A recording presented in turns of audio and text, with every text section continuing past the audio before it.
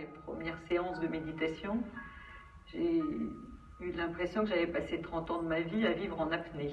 Et ça a été vraiment une révélation de me dire, mais je ne m'étais pas vraiment bien occupée de moi pendant tout ce temps-là. Quand je suis en hyper sollicitation intellectuelle ou autre, j'ai l'impression de ne pas être là. J'ai l'impression d'avoir toujours quelques minutes ou quelques heures d'avance et de marcher comme sur un tapis roulant dans ma vie en fait, et de ne pas regarder ce qui se passe, de ne pas être là. On est submergé de demandes d'informations, les moyens technologiques aujourd'hui pour vous toucher. Si vous ne répondez pas à vos mails, on vous fait des SMS. Quand pas vos SMS, vous avez un Skype. Si ce n'est pas un Skype, c'est un WeChat. En fait, on ne laisse pas à l'interlocuteur le temps de répondre à la question. Je t'ai posté une demande sur Facebook, sur LinkedIn. Enfin, on est littéralement harcelé et encerclé de toutes parts. Et je pense que ça, c'est une perte de temps. Ça provoque des tensions chez l'interlocuteur en permanence. Il est peut-être en train de faire autre chose, il n'est pas prêt à répondre. On n'est jamais à 5 minutes près.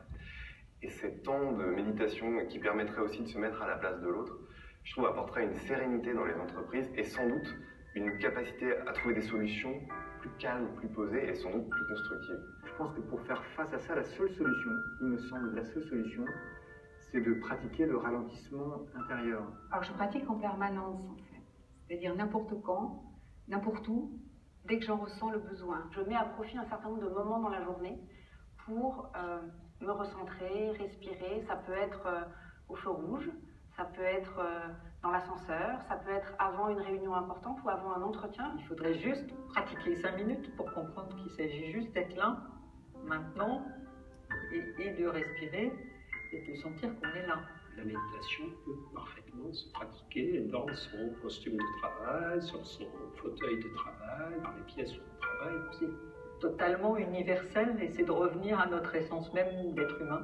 C'est comme si on était dans un tunnel uniforme où on était rythmé par rien, comme si l'homme était au-dessus d'une temporalité biologique. Et finalement, ça crée immédiatement un déséquilibre parce que le corps a besoin de se poser, même dans la respiration. On voit bien, il y a un moment comme presque un effort physique et l'expire qui est complètement dans la détente, le relâchement. Ce serait génial que dans les entreprises, il y ait, je ne sais pas, une demi-heure entre midi et deux où on puisse pratiquer la méditation, un temps dédié pour ça.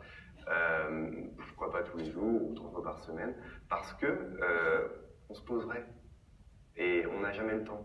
La porte d'entrée qu'on a choisie pour proposer la mindfulness chez Sodexo, ça a été la connaissance de soi-même, la gestion de la relation. On dit toujours connais-toi toi-même pour mieux connaître les autres, mais c'est exactement la même chose, c'est-à-dire apprends à bien gérer tes émotions pour être à même de mieux gérer celles des autres. L'innovation, la créativité, la dynamique de groupe, la collaboration. Aujourd'hui, quand on dit la méditation, quand on parle de méditer, on fait référence à une technique qui s'appelle la pleine conscience, qui est une technique laïque, qui est une technique codifiée avec des séances qui sont assez précisément détaillées et qui est une technique validée par la recherche scientifique. Donc, cette forme de méditation précise, parfaitement adaptée à notre monde occidental contemporain, au monde du soin, au monde de l'entreprise, au monde de l'éducation, consiste tout simplement à se rendre présent, à s'apercevoir que fréquemment dans nos journées, on n'est pas présent à ce qu'on fait. On fait plusieurs trucs en même temps, ou bien on est dans une situation, ou bien on pense à la situation d'avant, à ce qu'on va faire après. Et donc, la pratique régulière de la méditation de pleine conscience nous rappelle qu'on a intérêt le plus souvent possible, ce n'est pas toujours possible, mais le plus souvent possible, à se ramener, à revenir à l'instant présent, être parfaitement présent à ce que nous faisons. L'un des impacts du programme de mindfulness chez Sodexo, ça a été véritablement de renforcer pour les personnes qui ont suivi le programme leur capacité à se connaître et leur capacité à rencontrer l'autre, c'est-à-dire à être empathique, à être davantage empathique, à être davantage à l'écoute et donc de pouvoir mettre les gens plus en dimension et en possibilité d'être dans la bienveillance. Je dirais un mot clé qui serait la bienveillance, qui a malheureusement très souvent quitté l'entreprise. Et cette bienveillance, elle est clé pour favoriser les relations interpersonnelles et aussi la créativité et l'innovation. On sait bien que si on n'a pas cette bienveillance, personne ne va sortir avec une idée, tiens, je me suis dit qu'on pourrait peut-être. Alors que s'il y a cette bienveillance, cette écoute positive de ce que chacun va apporter comme contribution, alors c'est un climat qui permet de faire naître l'innovation et la créativité. Ce qui est intéressant dans la méditation, c'est bien sûr qu'elle va bénéficier à la personne qui pratique, mais aussi aux personnes de son entourage. En entreprise, on est souvent fortement reliés les uns aux autres, pour le meilleur et pour le pire, hein, comme dans une vie de famille ou dans toute vie de groupe. Et donc, lorsque quelqu'un pratique régulièrement la méditation, a priori, les bénéfices qu'il va en retirer pour lui vont être contagieux d'une certaine façon pour les autres. Ça, ce sont tous les travaux modernes sur la transmission des émotions. On sait que les émotions sont contagieuses, qu'il s'agisse des émotions négatives, stress, hostilité, agacement, méfiance, ou des émotions positives, comme justement la confiance, la bienveillance, la gratitude, les capacités à admirer, à observer. Et tout ça se transmet évidemment d'une personne à l'autre. Parfois, quelqu'un vous dit quelque chose et vous sentez que vous vous fermez. En fait, vous ne l'écoutez plus et vous vous mettez en opposition. Le mental se met à raisonner. C'est comme si vous avez une petite voix intérieure un peu aiguë qui se met à dire qu'est-ce que je vais lui répondre, qui prépare littéralement sa réponse pendant que l'autre parle en fait. Et je pense que la méditation, en tout cas pour moi, elle a apporté une plus grande patience, une plus grande écoute, moins de jugement.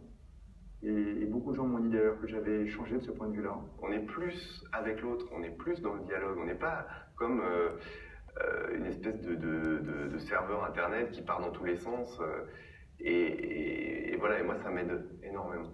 La méditation m'a apporté une sérénité, un calme, surtout une prise de recul par rapport aux décisions que je suis amenée à prendre de façon régulière, que je ressens aussi bien au niveau de moi-même qu'au niveau de mes équipes, au niveau de mes collègues.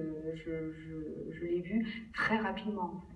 J'arrive davantage à distinguer ce qui est une décision qui peut être mue par la peur, une décision qui peut être mue par l'ego, en fait par des mauvaises raisons, qui font que souvent on décide mal.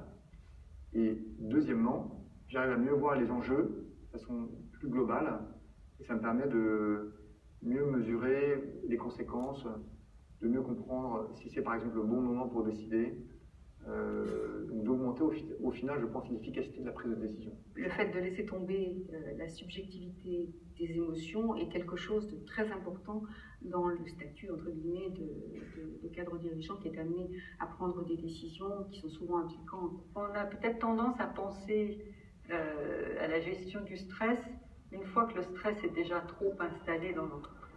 Les dégâts liés au stress sont souvent liés au fait que nous apercevons trop tard que nous sommes stressés, au moment où nous sommes en train de craquer, au moment où nous sommes en train de somatiser, où notre corps nous demande d'arrêter, il n'en peut plus. Pour avoir plusieurs expériences de mise en place de méditation dans les entreprises, ça n'est initié que quand il y a eu un burn-out au niveau d'un des membres du comité de direction. Il faut attendre d'en être arrivé là pour commencer à se dire est-ce qu'on ne pourrait pas fonctionner un peu différemment. Entre guillemets, péter les plombs à cause du stress, à cause du conflit. Enfin bon, il y a tout un tas de raisons qui fait que ce fameux burn-out est devenu quelque chose de très prégnant dans les entreprises. Oui, bien sûr, ça permettrait d'éviter, je pense, des burn-out. C'est un des gros enjeux aujourd'hui. Pourquoi est-ce qu'on a besoin d'en arriver là? Je me pose très nettement la question. On sent que les gens s'y intéressent. Et quand les patrons d'entreprise commencent à s'y intéresser, on est sur la bonne voie quand même. Donc pour moi, c'est tellement évident que ça va contrebalancer l'hyper-sollicitation de nos cerveaux et donc l'impact négatif que ça peut avoir sur notre productivité, notre stress, notre bien-être en entreprise. On va y arriver, c'est forcé. Et moi, j'espère.